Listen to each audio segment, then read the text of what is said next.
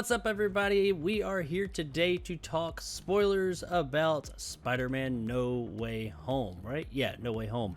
And I'm not alone. I am here joined by Nick from Movie Emporium. Check out his channel. It's pretty awesome. We both just saw the movie just in the past couple of hours, and we now know all the goods. We know all the spoilers, and we want to talk about them. We've very briefly talked about the movie, but I don't know all his thoughts yet. He doesn't know all mine. I think we both enjoyed it, but he may have hated it. I don't know. Third act Buzz Lightyear reveal may have just rubbed him the wrong way. I don't know. But anyway, we're going to just jump right into this thing. But before we do, I just do want to say we are going to be talking about spoilers. So if you haven't seen the movie yet, go see it, then come back to this. Or if you just don't give a damn about spoilers, continue watching. We both have reviews by this point already up on the movie, so check that out. Our spoiler-free reviews. And I guess that takes us right into our first spoiler for this spoiler discussion, which is, yeah, those Spider-Mans, they're here. Andrew Garfield's a fucking liar because he is in this motherfucker quite a bit. More than I thought they would be. Yeah. I figured for sure those two were going to be in it, but I thought they'd like show up in the end, and I didn't think they'd have nearly as much of a role that they did. I mean, they're not in the whole movie, but I didn't think they were going to play as big a part in it as they ended up doing. The thing that surprised me the most about the movie, especially with their characters, is how they're introduced. Because the thing about all these villains and superheroes that come into the movie, you don't actually see them arrive. They're just kind of there. Mm-hmm. So when you see Ned using the thing that Doctor Strange has, and he just opens up a portal and everybody in the theater is screaming and yelling, and you realize, oh, that's Andrew Garfield as Spider-Man, or that's Tobey Maguire in normal people's clothes. Sure. It was actually kind of a weird way to introduce them, but kind of like I don't know. It was weird. It was interesting. I kind of appreciated how they did it. Yeah. Did your theater lose their shit when he walked through that portal? Oh yeah. No, they lost her. Like everybody was clapping. I was sitting there going, "Yeah, that's awesome." I don't clap at theaters and stuff like that. It's just not who I am. But I was like, "Holy shit, this is happening." Yeah. Well, when they first they opened it and showed it, I wasn't even thinking about it. I thought it was the Spider-Man of the movie, Tom Holland. I wasn't really thinking about it. I was just like, okay, he's right there. But then when he turned, he was like looking all confused, and it like slowly dawned on me before he stepped through. I was like, oh, okay, we're doing that. This is what we're doing. And I heard all the people in the theater start whispering. You heard a lot of that. And then when he stepped through, and you could see which suit it was, that it wasn't the Tom Holland suit.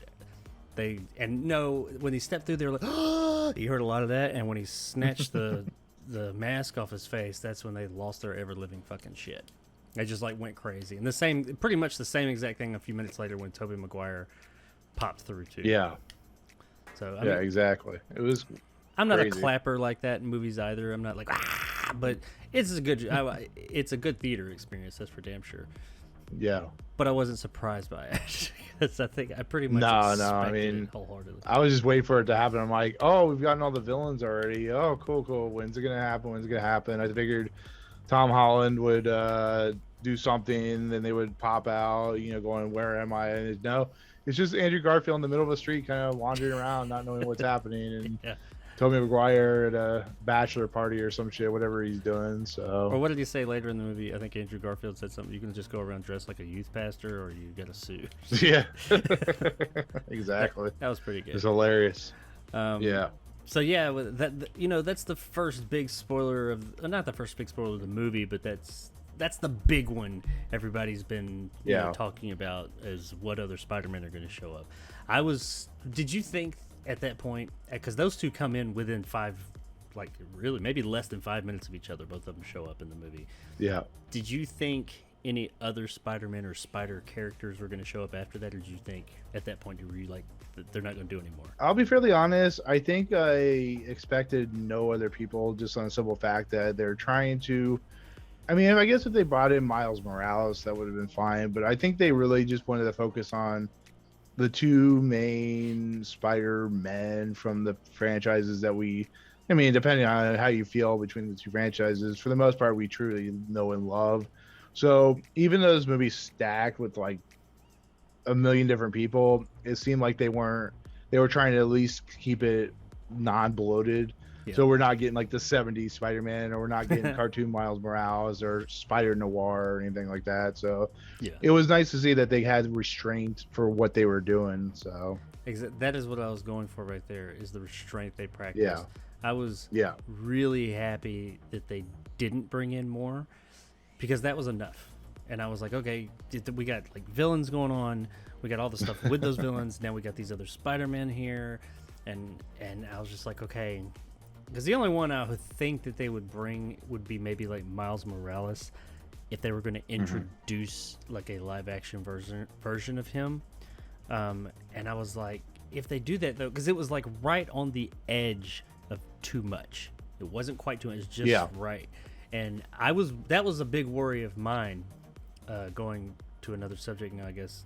That was a big worry of mine going into this movie, that it was going to get Amazing Spider-Man 2 or Spider-Man 3 itis, and have or like Batman Forever and all that. Too many villains, too many characters, too much going on. It was just going to be a bloated mess. I was really afraid of that, and because it looked like it. But man, I think that they did a really good job of just like setting up the page, just giving everybody their time. And I never felt like it was Sandman and the Lizard. They weren't as much of a focal point as far as the villains, but all the other ones, and even them to a degree, I thought they handled those very well. You know, I've never seen another superhero movie with this many main villains in it, where they actually kept it like good and interesting through the whole thing, and it didn't seem like too bloated or too much. So I really thought they did a great job with that. You and I are about the same age. We've seen tons and tons of movies that have bloat that's out the ass. It feels like, you know, the thing that was always made me laugh about the Sam Raimi Spider-Man 3 film is it was not even under his control, the fact that Venom shows up in the movie. And yeah, that's the exact. I think even that, I think even that he felt like he just stopped caring.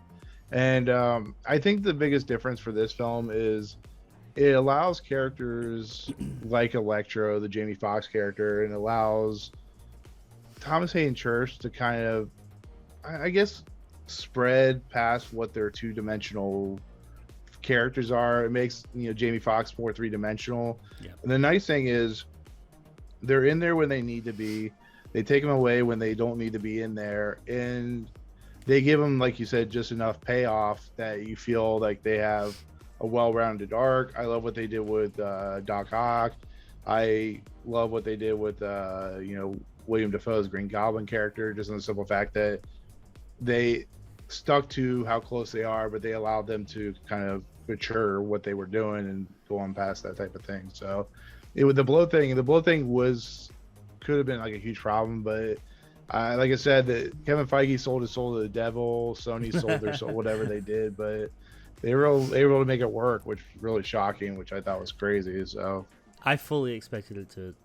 I didn't expect it to be a shit movie, but I fully expected it to be over bloated, and it never felt that way to me. I was very pleased to see that it was just really well done, and they had the pace down just right, and they had just the right amount of time for everybody. But I like something you said, that the Green Goblin is kind of the main big bad, kind of, sort of. I mean, they're all villains. Jamie Foxx but the Green Goblin was the real, like, he seemed like the end boss, if you will. He wasn't even there the whole time, but I really liked what they did with him. They made you kind of believe, because I mean, he does have that kind of split personality thing, and they made you actually believe like he really was like trying to be better for a period of time. You knew that something was going to happen.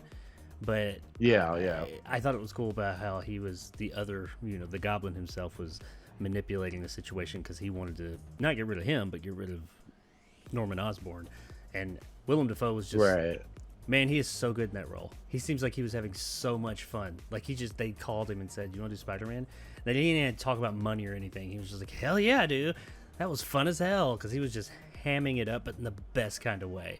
And especially towards the end of the movie when they're fighting on that big shield and he just starts doing that Green Goblin face, like with the Willem Dafoe teeth. It's fucking awesome. It doesn't matter what Willem Dafoe is. You can put him in a movie about paint drying on the wall, and the guy is just amazing to watch. And watching him just come back to the evil role that kind of almost defines this franchise, this whole entire Sony Spider-Man franchise, and it's just a beautiful thing to see. Because, like I said, you know, these villains are from each movie, and it allows every single person to have that moment. That, you know, that's why another thing why the bloat thing doesn't really work on this level is because it allows each person to have their moment where for a fan as well to like, oh, I love Doc Ock, or I love, you know, Green Goblin and stuff like that. So Yeah, they all get their time. I thought that was yeah. really done well. So who was your out of all the by the way, I guess one of the other spoiler things that has been going around is I heard people talking about the Sinister Six a lot. Sinister Six are going to be in this one, but there's only 5. There's only 5 villains. I've already gotten that question, and I just got out of the movie of who's the 6th. People are just assuming it. Who's the 6th villain? Who's the 6th villain? I'm like, you really want me to say it? And like, there isn't one. It's just 5. And you know who all the villains. There are no secret villains that show up. Did you think that the Sinister Six was going to show up? And do you think? I guess the further question is, should they have added some other villain to make up this Sinister Six? The problem with the Sinister Six is it works in video game form, but you already have enough villains in this movie. You don't need a 6th villain. I mean, if they were to bring back, like, I don't know, Harry Osborn or some shit like that, I guess you could do that. But it's like, you know, when you're towing the line between overstuffing your movie and keeping your movie in check like this movie did, having 5 villains feels like a Thanksgiving dinner. And then the 6th villain feels like, you know, that second the second Thanksgiving dinner you go to and you're like, I can't eat anymore. And they're like, what the fuck is wrong with you? Why can't you eat anymore? Because I already had a great meal. It's like, don't give us any more. Maybe, I mean, if we think about where the movie, like in the mid-credit sequence goes, and like you said, you'll talk about that, that fits as a 6th. I don't know. It's villainish. I don't want to say, yeah, it's, but 5 villains was plenty. There's no need for 6 villains. And I liked how the villains weren't even all together, or like as one. They weren't like a team. And I liked how like Green Goblin just said fuck off and he went and did his own thing for a while. I liked how they kind of they didn't lean into that Sinister Six thing, because if they were like trying to do some like backdoor, not a backdoor pilot, but like set up for another movie for the Sinister Six, I think it would have been to the detriment of the movie. I think that the way they did it was just perfect, because if they had added another one, because when I, like, the person I told that, when they asked that, they were like, oh, I was like, but I mean, you already had 2 of the villains. While I think they'd handled them well, they were already kind of falling to the background a little bit, these Sandman and the Lizard. So if you added another one, it would have just been too much. So I'm fully on board with them just sticking with the 5 and just staying away from the whole Sinister Six thing altogether. Also, you mentioned, if you want, I was gonna say, if you want Sinister Six, play the Spider-Man game that came out a couple years ago. Oh yeah, that's a perfect example of Sinister Six. So there you go. I haven't actually played that game, but I'm aware. It's good. It's good stuff. Oh yeah, I've heard good things about it. But you mentioned Thomas Hayden Church, and I did not think that was him until the end of the movie. The big thing about this movie is they go all Batman, and they're like, we do not kill anybody, and all these, well, at least some of them were killed by Spider-Man in other universes like Green Goblin and Electro. So now that's the whole, I guess I didn't go through, that's the whole story of the film, is these villains come back or come from another universe, and instead of, they have this box, this MacGuffin box, that they can just hit the button and send everybody back. But if they go back, it's like they were pulled out right before they died, and they were like free jack. See if anybody gets that reference.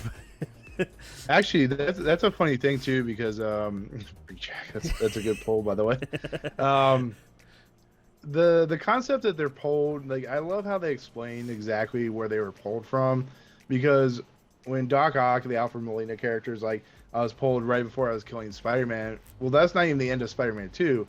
That's like when he's fighting Spider-Man and he's still insane. So you get the motivation of where he's going. It's the same thing with the 2 Spider-Man, the Toby and Andrew. they're pulled from many, many, many, many years later, which actually explains why Tobey Maguire looks like he's 60 and Yeah. why Andrew Garfield looks like he's 40. So it was nice to see that they actually had explanations for when they were pulled and how they were pulled and when they were going back. So I really like that. I guess that's another point. These characters, even though we do get Tobey Maguire and we get Green Goblin and Sandman, and they're from the same universe, they're from different times. So it's not just universes, but it's time as well. But yeah, Thomas Hayden Church, I really, because it didn't sound like him. It kind of sounded like someone trying to sound like Thomas Hayden Church. Yeah. And I just, he was CG the entire movie, and then until the very end, Which that did bother me a little bit, just on the simple fact that I think they only had Thomas Hayden Church and Rhys Ifans for a couple days, maybe. Yeah. And that they just had him do voice work, and then they brought him like the very end. They had him like on a different stage or something like that. So because he didn't stay Sand in the other one. No, I guess the lizard. He stayed the lizard once he turned into him, right? I don't remember. he was like a Jekyll and Hyde, I guess. Oh, okay, I guess he turned. It was like the. Well, but yeah, until it showed him right after he got cured. Because where I was going with that is the whole point of the movie is since Tom Holland, Peter Parker feels bad that these people are here, and if he sends them back, they all or most of them will die immediately because he's sending them to his death, and he's like, I want to help them. I think we can. That's because he sees some good in Green Goblin and a little bit in Doc Ock, I guess, somewhat. So that's their whole thing in the end. Instead of killing them, they're going to go and cure all of them and then send them back, which I have an issue with. But then they're gonna send them back, and hopefully they'll be able to live fruitful lives. My issue with that is if you send them back, and I'm assuming they will go back to the time that they were pulled from, wouldn't they still be like on their way to their death in that moment? Like I don't know. Like, are they gonna have time to like stop it and be like, no, I'm good now? Like right before that thing impales Green Goblin, or right as like Doc Ock is falling into the thing. Well, maybe him, because I think didn't in the end of Spider-Man 2 he kind of had a moment where he was like, oh no, and he sacrificed himself, if I remember correctly. Yeah. He pulls the thing into the water. Yeah. Well, maybe maybe they'll have. I mean, they're all going to be facing some major jail time, that's for sure. But hey, they're cured and they won't, die, I guess. So hey, good on them. But yeah, that's basically the movie. Is the whole thing is they're going back, and Doctor Strange, of course, says it's their fate to die. They need to go back. You're toying with shit you don't understand. He was in this movie a lot less than I thought, like Doctor Strange, because he gets locked up in the mirror universe? Yeah, I think that's what it is. Yeah. He locks him in there, or Peter Parker locks him in there, and he's just gone for at least the second third of the movie, if not a little longer than that. And I was really expecting him to be in more of the movie. I know this movie and WandaVision are kind of connected together. Yep. So it wasn't like I was really upset, but it was the thing that caught me off guard was not the fact that he wasn't in it very much. It was the fact that him and Peter are kind of like enemies for a little bit of the movie, which kind of caught me out, like took me by surprise. Because Doctor Strange feels sorry for Peter, and he still does the spell, but of course Peter messes up the spell, and it was really strange to see. Doctor Strange in the long run was right all along. Yeah. If you think about it, and I don't know, it was weird to see him not in the movie very much, but because it's Peter, it's because it's Tom Holland's technically last solo film, I guess you could say, or whatever. It's wasn't really that surprising, I guess, if that makes sense. So yeah, they cure all the villains. They didn't have to kill any of them. They didn't kill any of them. All of them are, everybody's happy and good going, and since they got cured, they went. Which the only one I get it for most of them, because like Sandman, he was a criminal, but he wasn't actually. In the end of Spider-Man 3, if I remember correctly, Spider-Man just let him go, didn't he? Or he just went. He couldn't stop him. Yeah, because there was that whole big arc about him being responsible for Uncle Ben's death and pissed off Spider-Man, and at the end he forgave him and let Flint Marko go off into the sunset to be with his daughter and stuff like that. So yeah, but like it was. Doc Ock becoming good once he gets the chip repaired in his neck. I get that. Green Goblin, once they cure him, I get that. The Lizard, I guess I get that too. But Jamie Foxx as Electro, the electricity wasn't making him crazy. I feel like he had just had enough of everybody's shit. So he was like not crazy. Yeah, he's but like he was. I feel like he's not going to be bad just because he doesn't have the power to anymore. He's like, I'm a nerd. I'm going to be bad for dad's sake. And yeah, it was a weird turn at the end when Andrew Garfield kind of like, yeah, let's pick him up. And I don't know. It's like, I never thought the Electro character was that interesting.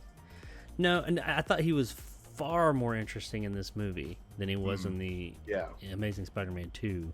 And much better utilized. I thought the character, honestly, now that I think about it, the character wasn't that interesting, really. He is kind of two-dimensional, or one-dimensional, rather. He's just a guy who's got power who electrocutes things because, I mean, that's it. He just wants more power and no real reason. It's whatever, okay. Yeah. But I did like Jamie Foxx. He had some really good lines and some really good moments in the movie that I thought were actually genuinely funny. That's one of my issues with the Marvel movies, is that I sometimes feel like they use too much humor, like in places that seems really awkward. Like they'll have like a real emotional moment in one of their movies, and you're like, yeah, and then they'll throw in some unneeded humor, and it's like, you just killed it. It's like, just move on. I mean, they use humor a little bit too much, in my opinion, sometimes, but I thought this one balanced it pretty well. They almost went just a little bit too long with the whole 3 Spider-Men kind of back and forth thing. It was funny, but then it was like, okay, how long you guys gonna do this? But it was like they had that little moment where all of them were going back and forth talking about Tobey Maguire's web shooters, and I like how they were asking questions that everybody said about those. Like, does it come out of other places or just there? How do you make it? That was pretty funny. I just love that they threw out a semen joke. I'm like, yeah, they did. They're willing to do those kind of jokes. Sure, why not? I mean, I did think, I felt like that was a bit of fan service too, because these are the questions that everybody's meme wise been asking for years, and they put them in the movie. I thought that was pretty funny.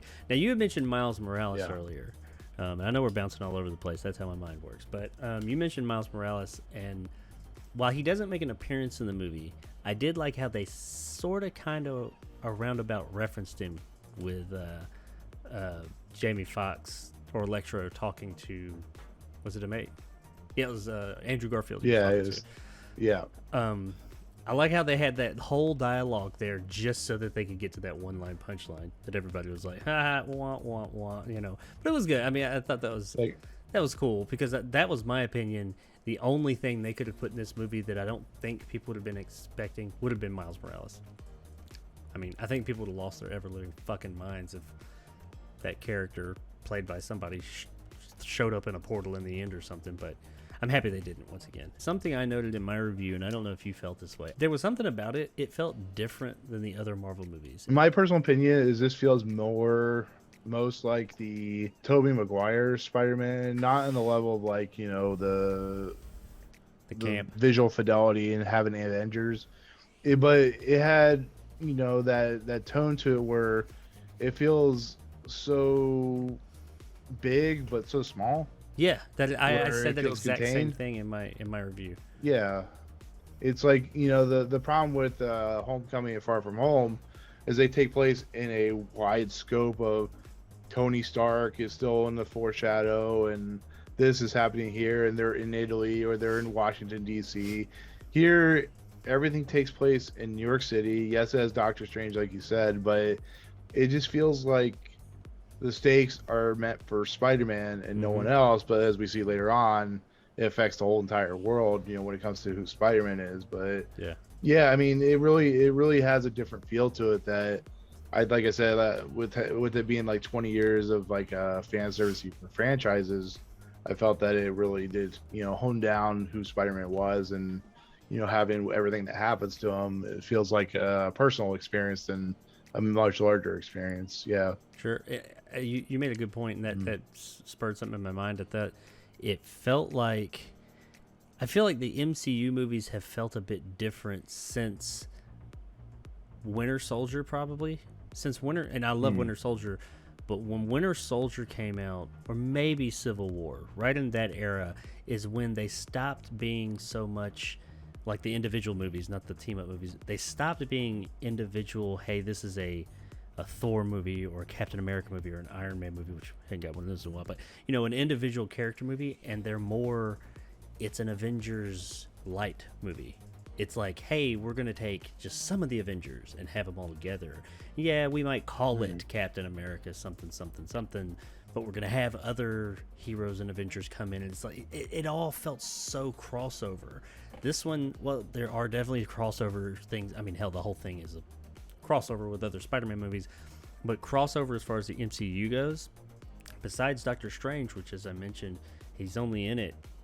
He's not in it nearly as much as I thought he was going to be. Like 15 minutes at the most. Yeah, at the beginning and at the end. And, I mean, he's impactful when he's there, but the great portion of the movie, he's not there. It focused on Spider-Man. It focused on a single character, and we haven't gotten a lot of that from the MCU. It's always showing how they're all interconnected.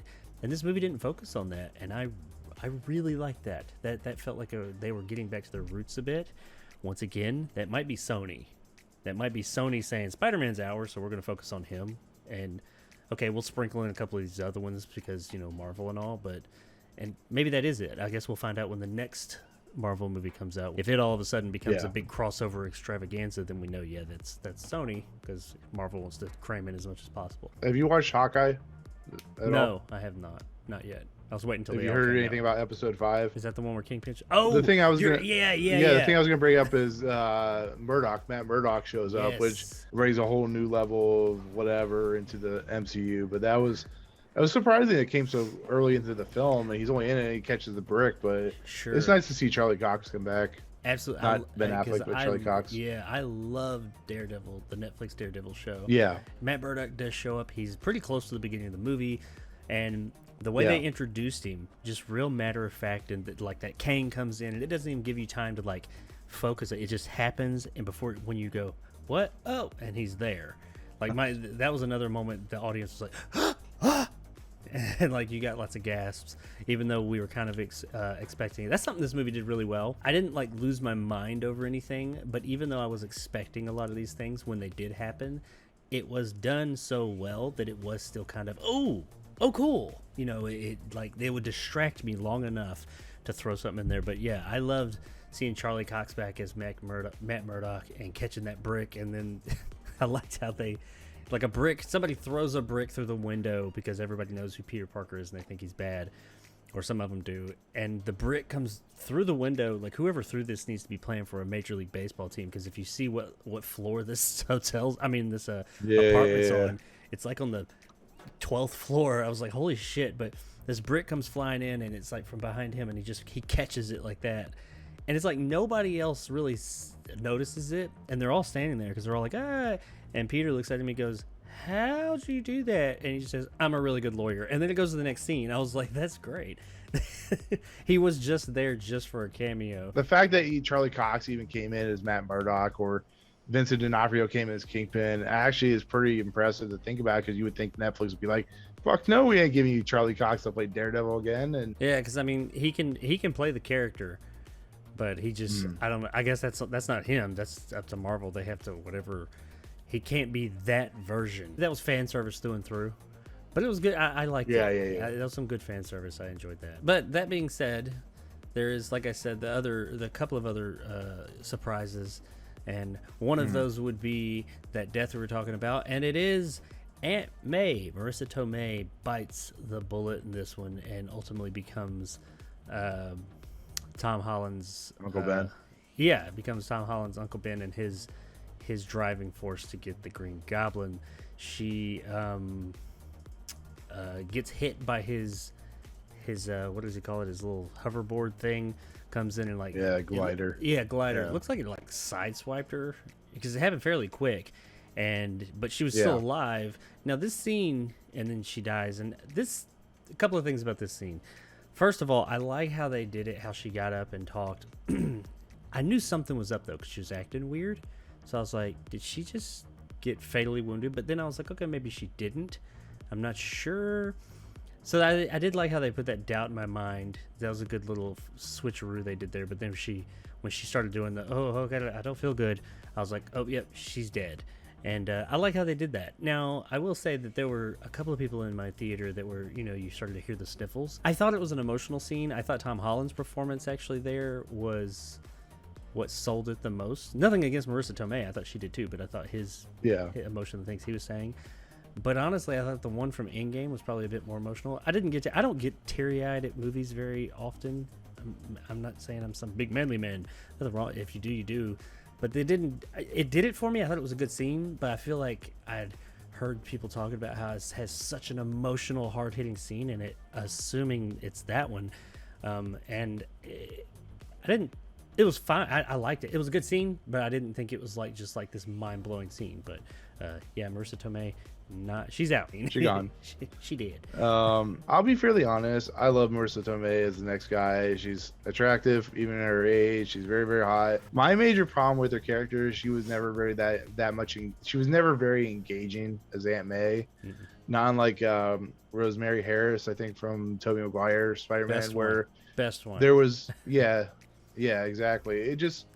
There was something missing. There was more of like a love angle with her and Happy Hogan, which I thought was the most absurd thing I've ever seen in my entire life because it was stupid and played for laughs. But I never found her very interesting. So when she died, I didn't necessarily weep at that, just because it's just, I'm like, all right, I see what they're doing. They're doing the great responsibility, nonsensical bullshit or whatever. And, it doesn't impact how good the movie is, but I found myself more saddened by what the eventual finality of the movie was than it was about the Aunt May dying. It was just a way for Tom Holland to beat the hell out of Willem Dafoe at the end of the movie and have Willem Dafoe stab Tobey Maguire.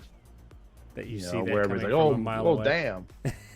Yeah, exactly. So, well, before we jump into that, I will say I agree. I don't think in the previous two films, well, I guess she's been in four or five movies now, but two Spider-Man movies before this one, she was just kind of there. And I think a lot of that may be that whole MCU-ifying of those movies where there's so much going on in these movies. Not many people get their opportunity to shine. She was pushed to the background. So yeah, her character just wasn't. Yeah.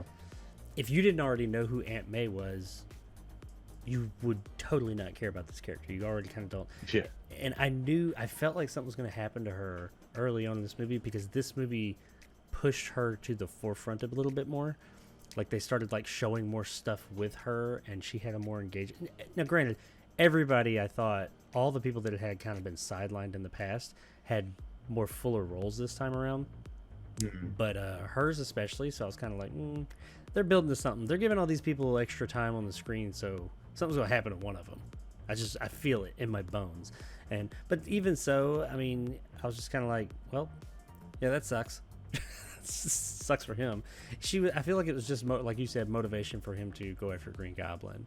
And I guess that'll take us to that part or the end of the film, the big climactic showdown at the Statue of Liberty that has a Captain America shield, which is I don't think that was ever mentioned, and all of a sudden it just shows it and you're like, okay. But they have their big Statue of Liberty battle, which I thought was pretty cool.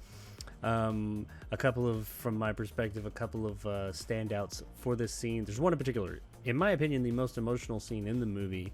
Still didn't cry or anything, but the one that was most emotional to me was in this part, and it was the part where I knew from the trailer this was going to happen. They've shown that part in the trailer where you see MJ falling away from the camera off of something big, which is the Statue of Liberty scaffolding. And she looks just like Emma Stone in The Amazing Spider-Man 2. And I figured, I didn't know necessarily before seeing this movie, or before knowing for sure that Andrew Garfield was in it, that he was going to catch her, but I figured they were going to recreate that scene. And I was like, I don't think they'll kill her, but they're going to recreate that scene. Once Andrew Garfield, I knew for a fact, once he showed up in the movie, I was like, I thought of it right around that time that he showed up. That part that I saw in the trailer that's probably at the end of the movie, that's going to be his redemption. And especially when he talks about it later on before all that and says, my MJ, I lost her, she died, and I couldn't save her, and and he was really harp on it. I was like, he's going to save her to kind of redeem himself in that fact. And that's exactly what happened. And even though I saw it coming when he catches her and he gets down there and it's just like they have a moment, I was like, that's a good payoff. I thought that was Yeah. they didn't milk it for too much, but that was a really good payoff for that character, and I was like, yeah, I like that. That was really good. I like that. And then of course Willem Dafoe and Tom Holland Spider-Man they get in their big fight. Willem Dafoe pulls out his predator blade, which as soon as he did that, I was like, somebody's getting stabbed. And when Tobey Maguire showed up down there, I was like, he's about to get stabbed, and he did. Doesn't die though, but they lead you to believe he's going to die for a minute. And of course they cure him, and everybody's happy. It's like, yeah, you killed my Aunt May, but it's okay. It's all good, man. She didn't have much personality anyway. Here's my thought. The thing that Andrew Garfield never got was an ending to his franchise. I thought it was kind of nice where the thing that pissed a lot of people off about Spider-Man 3 was how that movie ended with Tobey and Kirsten Dunst having their moment or whatever, and they're dancing or whatever. And I felt what they were doing is allowing these two characters to get that good payoff moment. Right the ship. To redeem their characters, yeah. We hear Toby's character, Toby's Spider-Man, or Toby's Peter Parker has, a relationship now back with Mary Jane, and we get to see Andrew Garfield fulfill that failure that he had with, whatever her name is, Gwen Stacy, who the hell Emma Stone plays. And it was just nice. It really was. It was a touching moment. I mean, a lot of the characters and how, Arias Ifen and Thomas Hayden Church are kind of they're redeemed back to their normal self. It felt like they were wrapping up 20 years worth of stories to make them, go off into a better tomorrow or whatever. I don't know, but it was just nice to see. At least see Andrew Garfield, who they got the short end of the stick when it comes to him playing Spider-Man, get at least something out of it. Yeah, that's what they were aiming for, and that's what I think they delivered. So yeah, and I like how they said he it was only for a couple of lines, but he talked about what happened after the movie a bit. He said, after that, I kind of stopped caring and I stopped pulling my punches. So you kind of get like like he's still out there being Spider-Man, but he's a little bit darker Spider-Man. Not a bad guy, but he's just kind of not giving a shit anymore because he lost his will. And I like that they at least gave him a little bit of a send off. I don't know, but like something. So he had no ending. I mean, the last time we saw his character, he was swinging a man cover at Rhino. That's the funniest part about that. There's a sequence in the movie which I laugh my ass off where they're talking about the villains they face. Tom Holland, of course, has faced Thanos and stuff like that, and Tobey Maguire's like, "Oh, I faced Doc Ock and Green Goblin," and Andrew Garfield's character goes, "Well, I fought a lizard and a mechanical rhino." I'm like, holy shit, he's even admitting that his fucking franchise sucked when it came to villains. And thank God Jamie Foxx got redeemed. But I'm thinking about that, I'm like, so Tom Holland gets this massive payoff, with Thanos and stuff like that. Tobey Maguire gets, Venom and Doc Ock, and here Andrew Garfield gets a metal dick as a metal dick rhino as a fucking bad guy. It's depressing when you think about it, but it's hilarious. That we don't even get to see him fight. You don't even get to see him fight. Yeah, never. Worst ending to a movie I've ever seen. In the trailer too, by the way. I hate that shit. But anyway, that's a whole nother subject or another conversation. So yeah, I liked all that. I saw that, like I said, I saw that Tobey Maguire stab coming from a mile away. And of course after that, the universe starts cracking open and like the other universes start coming through. We've seen that in the trailer. This is where the movie somewhat this is the only real surprise that I didn't see coming. I was positive that at the end of this movie is probably going to go into Doctor Strange 2. What are they calling it? The Multiverse of Madness. Which is going to have to do with all the multiverses and all that, obviously. I figured that in the end of this movie, which we've seen where everything's cracking open, that's when it all happened, and that movie is going to be dealing with the fallout of that probably. But no, that's not it. Or at least not so far. They actually do close it up. We've seen the scene in the trailer where he's like, they're all coming through and I can't stop them. Which I thought for sure when it showed him on top of the Statue of Liberty in the trailer, I was like, yeah, but that's not him. They just digitally did that. No, that's him. He's up there, and he is trying to keep them back. But the only way to keep them back, he can't stop everybody. Peter says, well, they're all coming after me. They're all coming here for me, right? Which I don't understand why that is. Maybe I missed something, but they're all coming there for him. And he said, well, just make everybody forget me. So apparently Doctor Strange is like, if I do that, everybody, everywhere, every how will forget who Peter Parker is. And he's like, I know that includes MJ, Ned, me, everybody. You're gonna, no one will know you. And he's like, okay. Well, he's like, all right, I'm gonna do this spell. Go tell everybody bye. So he goes and tells them all, and says, I'll find you. I'll come for you. And bam, spell's done. So I guess that made everybody up there in the sky be like, oh fuck, what are we doing here? Let's go back home, because they don't know why they're going to this other place. And close all that up. I'm sure all the silhouettes that were up there in the sky, there's probably some characters I missed, and people are going to be doing breakdowns saying, oh, this was this person and that person and this one, and there's Mephisto.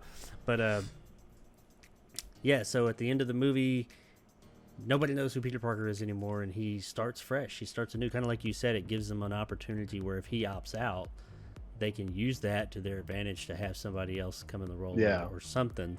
But the only notable thing after that is, of course, he finds MJ and Ned, and he goes to tell them, but then he notices they're happy. And that was a big part of the movie, was like that's why I wanted everybody to forget, because his friends and family and loved ones were being affected by everyone knowing he's Spider-Man. So, okay, make everybody forget, and then it won't affect him anymore. When he goes in there, he sees that they're happy. They got into school that they couldn't get into because they knew him, and it just seemed like their lives were headed in the right direction, so he decides not to. He goes, gets an apartment, makes a new Spider-Man suit, and then we see him, classic Spider-Man ending, swinging around in the city straight at the camera, and he's wearing what I could tell looked like a classic Spider-Man suit, like the that he made himself. With Aunt May's sewing machine, and that's the end. I've heard some people say, oh, this is going to be huge for the future of the MCU. Sure it could. I mean, I guess it could be, but there's nothing about this ending that said, holy shit, the ramifications of this. I mean, no, they just don't know who Peter Parker is anymore. Yeah, I mean, it's very fucking melancholy, to be fairly honest. It's a depressing situation because Peter Parker fucked up. Even Doctor Strange says, you caused this. This is your mistake, and Peter Parker accepts the fate. What's interesting though is it reminded me of that Batman quote from Dark Knight where it says, you either die a hero or live longer enough to see yourself become a villain. So he basically killed himself in the eyes of fucking everyone. Yep. To allow himself not to become, because he essentially became a villain in his own right, where he caused destruction beyond what he could comprehend. And where it's going to lead for the MCU, I mean, like I said before, I think they did this on purpose. I think they did it as a way for him, if he didn't want to come back, they could go start fresh and do something completely different, maybe with a different Spider-Man, maybe bring Miles Morales in or something like that. Sure. But watching him at the end, I felt kind of sad for the simple fact that he doesn't have MJ anymore. He doesn't have his friend Ned anymore. Nobody from the Avengers Happy Hogan didn't know who he was, and I mean, he accepts his fate and moves on to be Spider-Man, which maybe it'll be a better life for him, but it was just so damn depressing at the end. I'm like, melancholy. I mean, it was fine, but it's like, Jesus Christ, man, this poor kid. Yeah. Kid did everything in his power to correct the situation. But you remember that episode of Black Mirror with the guy from Mad Men, where he's in a cabin talking to a guy and they're telling stories? Yeah. And at the very end, he is muted out of everybody. Mm-hmm. Like everybody, you can't see anybody. It felt like that. Like he's gonna be alone for. Maybe he'll find. But that's Mary Jane or something like that. I mean, that's a classic superhero, not even just Marvel, but superhero trope. And it's something that has run through the Spider-Man films and just mythos for years, is how Spider-Man balancing being Spider-Man, and they mentioned it in the movie too, but balancing being Spider-Man and being Peter Parker, and how difficult that is. And if you look at even the older Spider-Man movies, he never gets, and this is just classic storytelling, but he never gets happiness for too long. And if he's with Mary Jane or or Gwen Stacy, whoever he's with, if he finds happiness for a period of time, something's gonna happen. Something will come up. They can't be together for whatever reason. Which one? At the end of part 1 or part 2, Spider-Man 1 or 2, where he's at the funeral. I think it's part 2. Yeah. And he's walking away. Yeah. He can't be with her. And, you know, it's always something that's going to derail it. But I mean, there's always also for that character has to be that something that he has to. It's always his friends and family that he's really fighting for. So I know that they're going to bring either them or someone else back in for him to have some type of interest in, because that's just part of the character. I wonder how they're going to do it. But I don't see these big ramifications people are talking about for the future, because it sounds like everybody still knows who Spider-Man is, because they mentioned Spider-Man. So, I mean, he still has at least his alternate identity. People know who that is. But also, let's talk about this real quick. So nobody knows who Peter Parker is. Okay, fine. What about all the history? What are anything that Peter Parker had? Like, she has MJ has the cut above her eye, so of course everything happened. Everybody just forgot. It doesn't say it resets time. Why does she think? What did she think she was doing at the fucking Empire State Building, or not the Empire State, the Statue of Liberty at the end of the movie? Like, what are her memories of that? I gotta wonder. I mean, maybe it was the Men in Black. It's a Sony movie, so yeah, there you go. I mean, Happy Hogan, like, he is upset about Marissa Tomei, or Aunt May dies. He knows Aunt May because of Peter Parker, because he was Tony Stark's right-hand guy, and Tony Stark knew Peter Parker, and that's why. So what in his head, since he no longer Peter Parker's not there, why did he know this woman? Why did he care for her? I guess it's magic. They could just say that it's magic. It works that stuff out. But I mean, there's a lot of little things like that make me. I'm immediately wondering. Okay, you just erased him from existence. But what about the things he did? He did things. So I don't. Whatever. The movie doesn't get into that stuff, probably for good reason.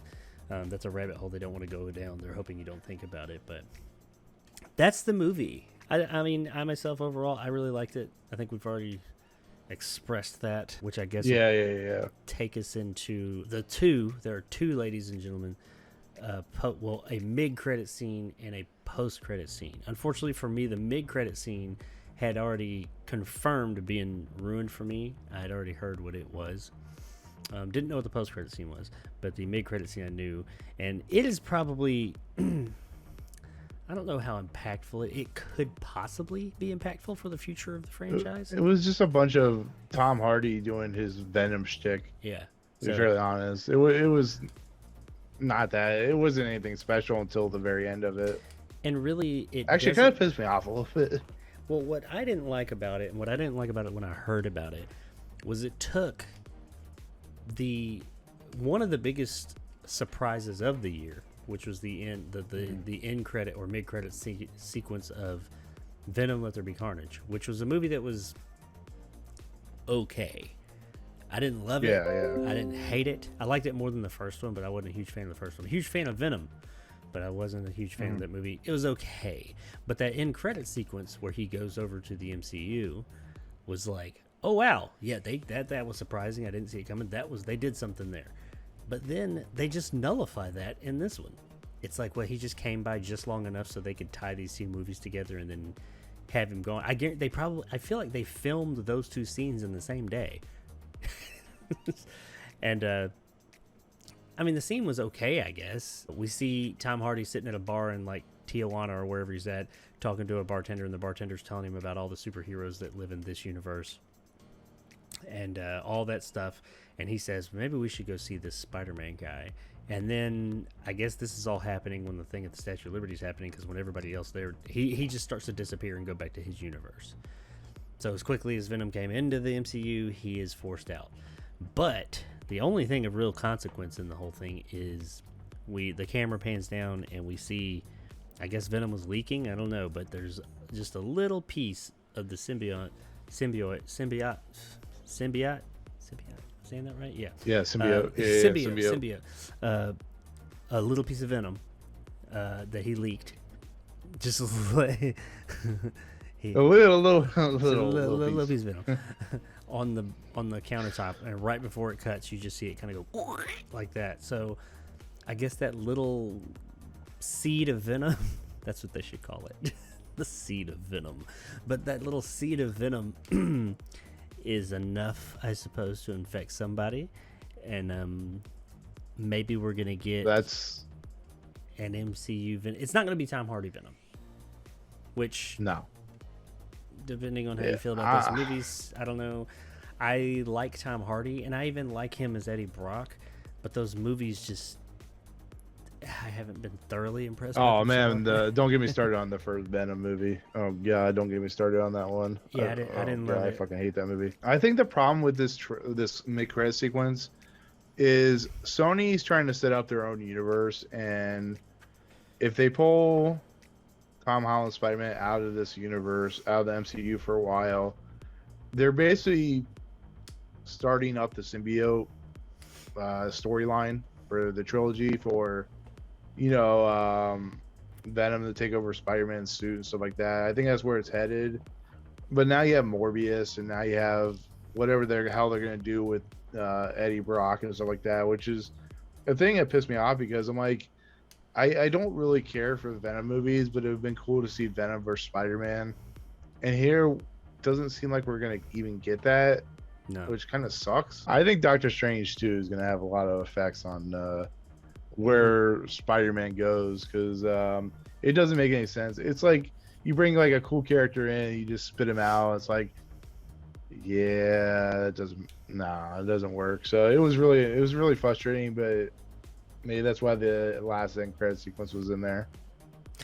Well, yeah, and like, we're gonna get to that, but like my overall, I think we feel kind of basically the same way about this mid-credit sequence. It didn't really push anything forward. That little seed of venom could have ramifications for where the Sony Spider-Man movies are going to go, because that's what earlier we were talking about. Do you think they'll do another Spider-Man movie?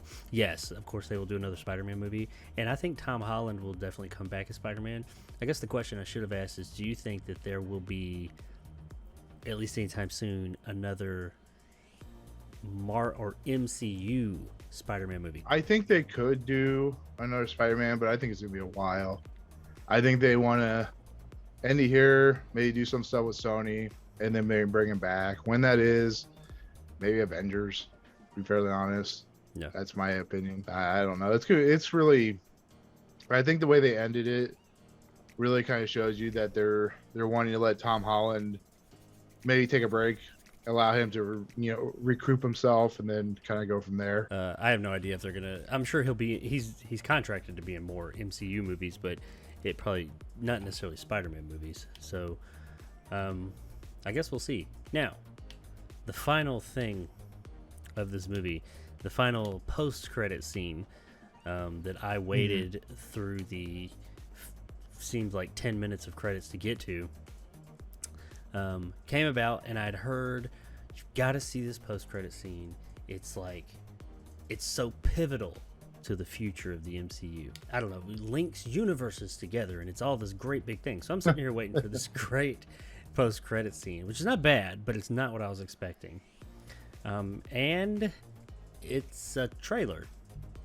The post-credit scene of this movie for Doctor Strange was legit just the first trailer for Doctor Strange 2.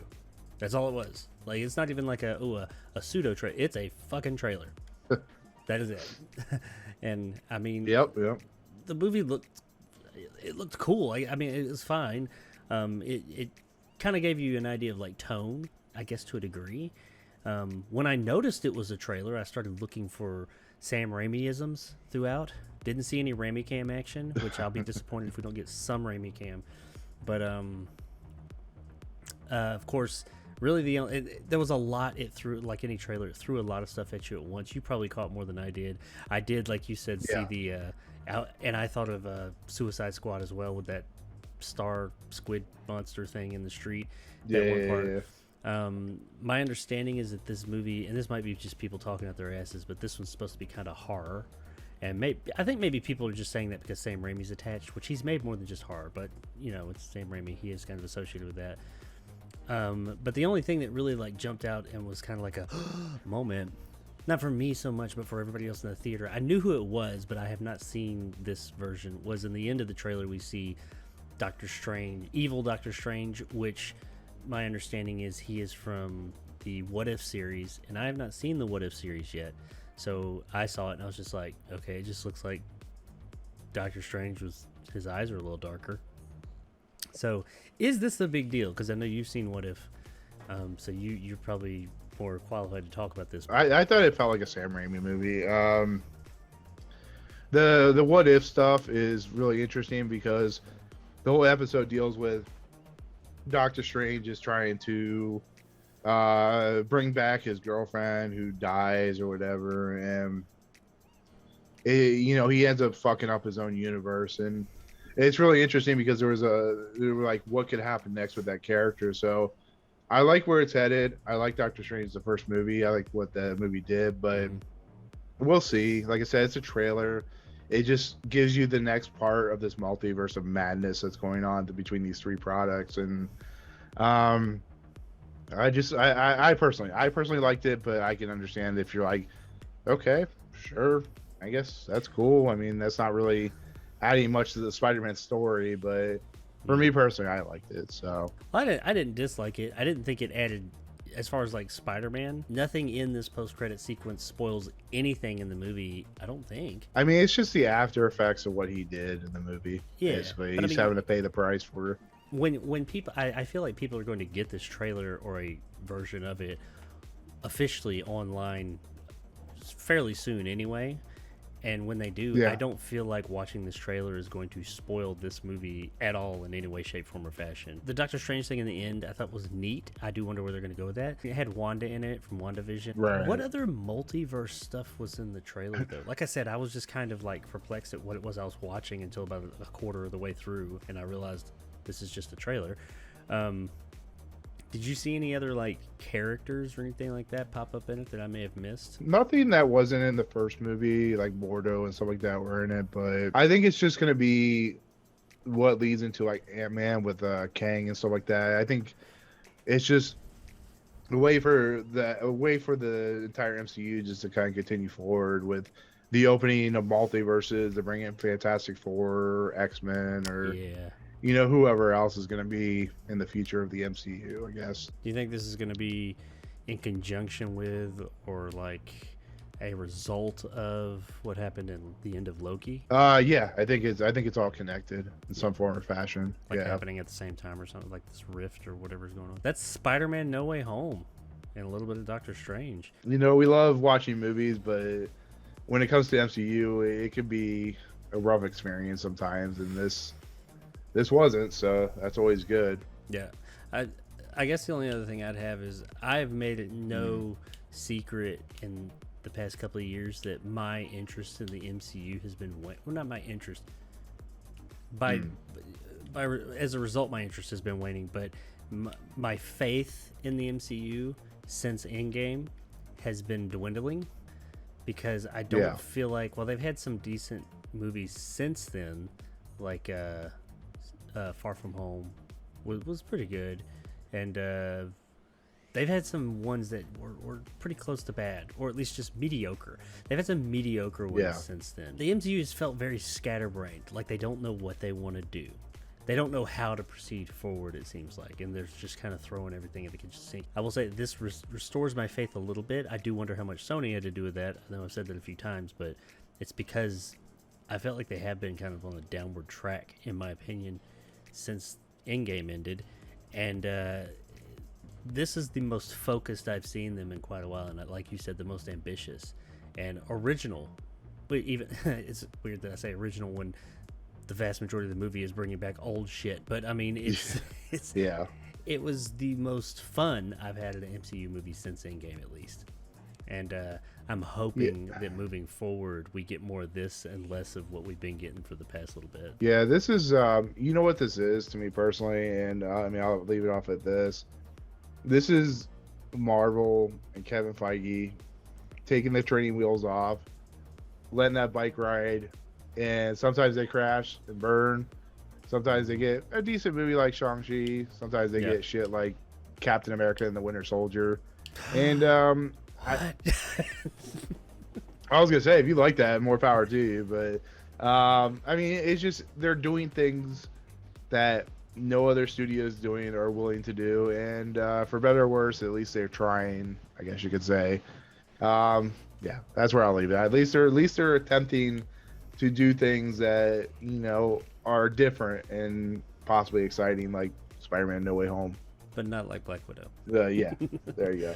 Yeah, but that is something I did like about the MCU and Marvel back in the day, leading up to Endgame. Well, mostly is I did feel like they tried new things. They tried Thor Ragnarok. That was just like a wild card. They like the Iron Man movies just as a whole were just new and fresh. They were trying new things. They didn't always make it. Yeah. Thor: The Dark World, things like that. But I mean, they were trying new things and just figuring it out. And this felt more like that. I think we talked about that earlier. This felt like not necessarily getting back to your roots, but just riding the ship a little bit. I'm just really hoping. Yeah. I'm really, really hoping it wasn't just a lot of that was Sony's involvement, because we don't know, because they both had hands in this. Who had the most, influence on it? Because I know Sony was definitely involved to a large degree, so we don't know who influenced this movie to be good, pretty much. Because there were so many parts of this movie where it could have failed. It could have fell on its fucking face flat, but it didn't. It succeeded, and I'm really hoping that Doctor Strange does, because I love Sam Raimi. And then after that, what do we have after that? Thor: Love and Thunder, I think it is. Oh yeah, I guess Guardians 3 is a year away at least, and Blade, which we'll see. I think that's where some of my faith is waning with the MCU as well. As I felt like they were focused for a long time. Now I felt like they knew what their end game was for a long time, even though they may not have. They had a roadmap that worked. Now I feel like they're just like scrambling, like, oh, we don't have Robert Downey Jr., Chris Evans, and we don't have all the classics. What do we do? What do we do? And they're just throwing everything they can at it to varying degrees of success. But anyway, this one was successful. I'm happy to see that. I don't like going to see movies that suck, so I was happy that this didn't, and I'm looking forward to a little bit more now to what the MCU has next. And yeah, that's about all I've got for this spoiler. It was a spoiler review. It's probably become a spoiler discussion now. I said this was going to be short. I think I was wrong. But I mean, with all my coffee, you could probably make it like 3 minutes long. So it was a lot of biggest spoiler review. I'll probably cut out a lot of my talking. I talk too much, but anyway. Yeah, that's it. Check out Nick's, or Nick. Where can they find you if interested? I think I'm at Movie Emporium. I don't know anymore. Sometimes I'm there, sometimes I'm not. Sometimes I'm recording podcasts with this guy here and Trip from Trivial Theater. But yeah, I mean, you can find me at Movie Emporium. Like I said, that's where all the reviews are at. The podcast is there for the time being, and yeah, it's fun. Like I said, it was fun to come on and talk about this crazy shenanigans that is Spider-Man: No Way Home. Check out Nick's channel; it's pretty cool, and he gets the new movies all the time.